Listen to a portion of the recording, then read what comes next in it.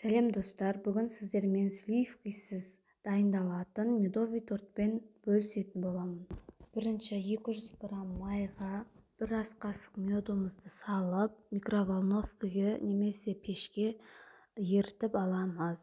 Майымыз, құмшекеріміз, ұнымыз, жұмыртқамыз, разрыхитель. Жұмыртқаның үстіне құмшекер салып, миксермен жақсылап араластырамыз. Көпіргенше қанша граммнан керек екенін астына описанияға жазып кететін боламын. Жақсылап миксерлеп аламыз. Оның үстіне жаңа ерітілген сары майымыз бен медумызды қосып, кішкене қасықпен араластырып аламыз. Оның үстіне разрыхительді саламыз. Үстіне ұн қосамыз. Жұмсақ болғанша илейміз, қатты болып кетпеу керек. Одан соң ол қамырды 20 минутқа холодильникке немесе салқын жерге қойып қоямыз. Міне дайын болған қамырымызды алып, оны 4 бөлікке бөлеміз.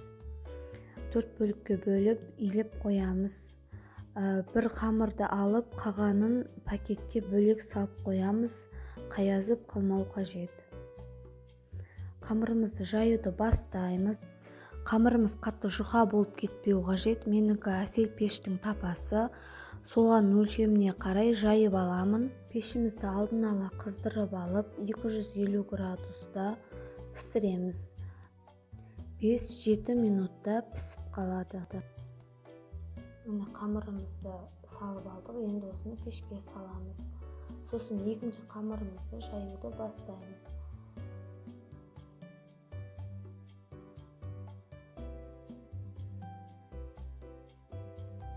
Міне бірінші қамырымыз пісіп шықты. Енді екіншісін саламыз. Бірінші қамырымызды алып, 28-тік формамен немесе тарелкамен осылай жан-жағын домалақ қылып кесіп аламыз.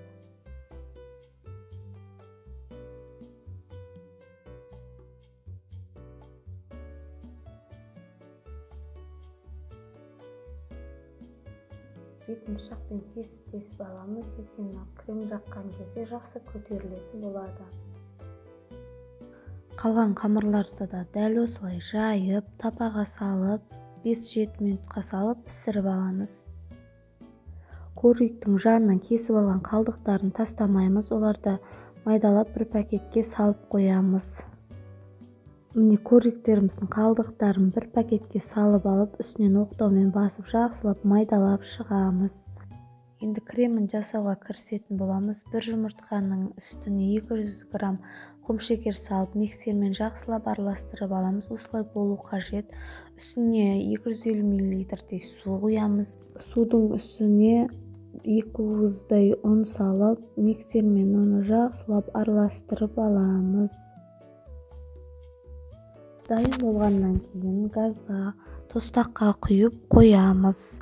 Дәл маникаша пісірген ұқсатып, қоюланғанша және бір қайнағанша қасықпен үздіксіз араластырып тұрамыз. Іртік болып қалмауы қажет. Міне осылай араластырамыз. Міне қоюлығымен де осындай болды. Енді тортты құрастыруға көшеміз. Астына бірінші кішкене крем жақ жердім.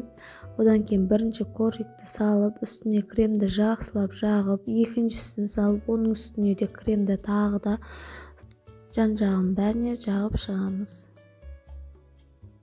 Міне үшіншісін де саламыз. Оның үстінен тағы да кремді жағамыз.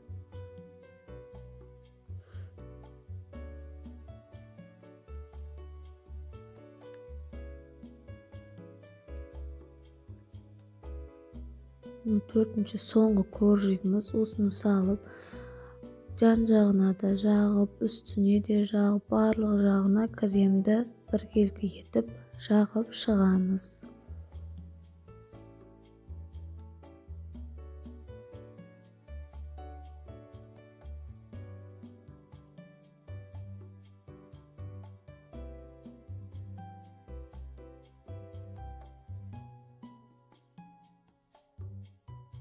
Майдалаған корждарымызды осылай Тортымыздың жан жағына және үстіне біркелкі етіп салып шығамыз.